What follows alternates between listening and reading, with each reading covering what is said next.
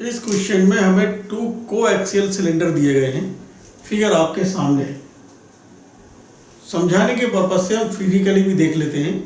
मान लीजिए हमारे पास एक सिलेंडर ये है जो आप देख रहे हैं पेपर का बना हुआ है, और एक ये मैंने पेन ही ले लिया, इसको भी मैं एक सिलेंडर की तरह ही ट्रीट कर रहा हूँ।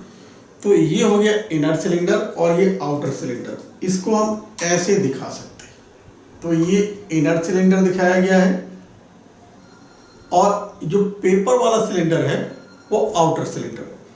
तो जिस मटेरियल का ये सिलेंडर बना है, यानी पेन वाला सिलेंडर यहाँ पर रेड से दिखाया गया है, उसका रेडियस r है और वो जिस मटेरियल से बना है उसका थर्मल कंडक्टिविटी K1 है।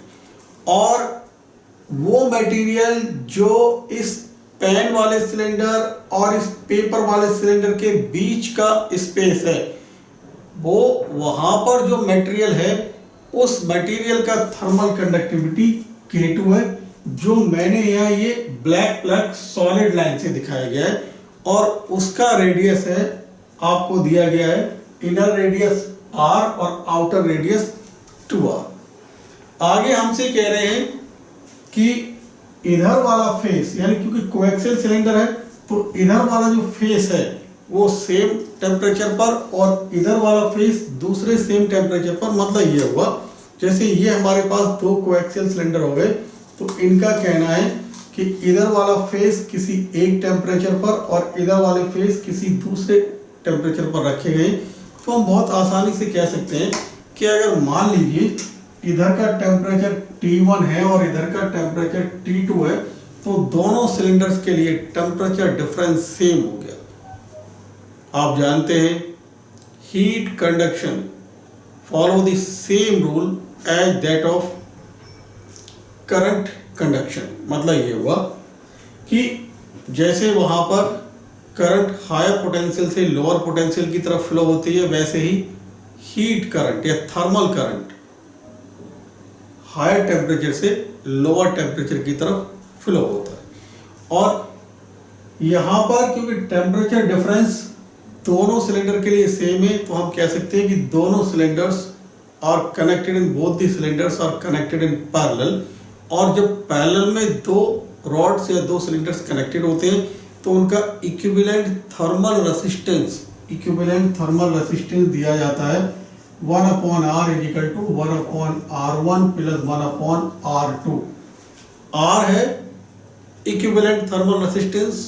इक्विवेलेंट का मतलब समझ रहे हैं, दोनों सिलेंडर की जगह अगर एक सिलेंडर मान लिया जाए तो उसका थर्मल रेसिस्टेंस क्या होगा, वो ये है R1।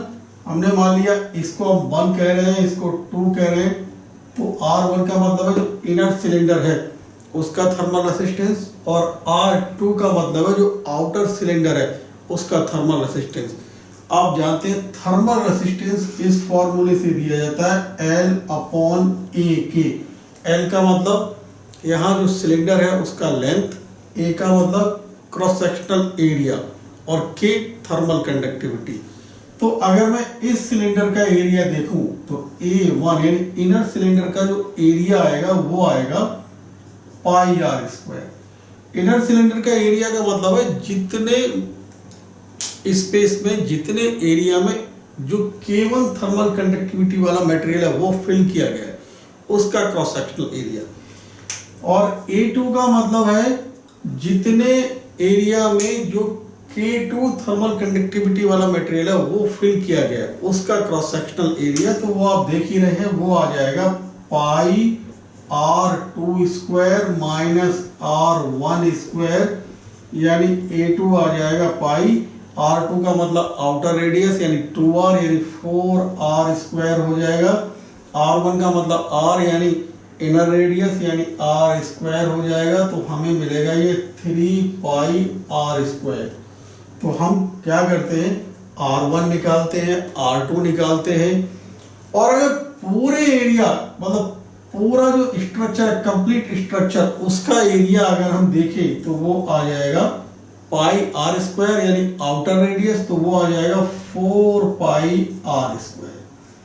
अब हम क्या करते हैं, इस फॉर्मूले का यूज करते हुए जो इनर सिलेंडर है उसका थर्मल रेसिस्टेंस देखते हैं, वो आ जाएगा R1 equal to length L मान लिया, दोनों सिलेंडर का लेंथ L ही होगा, अपॉन ए की जगह पाई आर स्क्वायर, क्योंकि इनर सिलेंडर का एरिया A1 है, और K उसका थर्मल कंडक्टिविटी जो कि है K1 है, और R2 का मतलब यहाँ पर जो हमारे पास आउटर सिलेंडर है उसका थर्मल रेसिस्टेंस आ जाएगा L, यानी लेंथ तो L ही रहेगी। एरिया की जगह लिखेंगे हम 3 पाई आर स्क्वायर, और K की जगह लिखेंगे K2, और जो इक्विवेलेंट सिलेंडर बना उसका जो रेसिस्टेंस आएगा R equal to L upon 4 pi R square और K इक्विवेलेंट।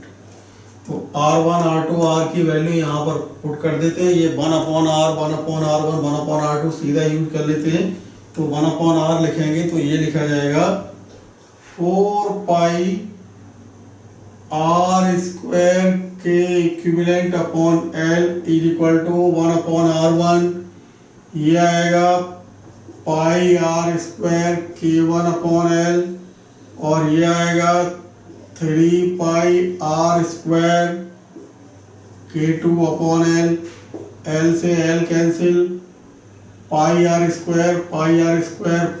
स्क्वायर कैंसिल, तो यहाँ हमको मिलेगा 4K इक्विवेलेंट, और ये आएगा K1 प्लस का 3K2, तो K इक्विवेलेंट हमको मिल जाएगा K1 प्लस 3K2 अपॉन 4। देख लेते हैं कौन सा ऑप्शन करेक्ट है, K1 प्लस 3K2 अपॉन 4, यानी हम देख रहे हैं option 2 is correct, option 2 correct.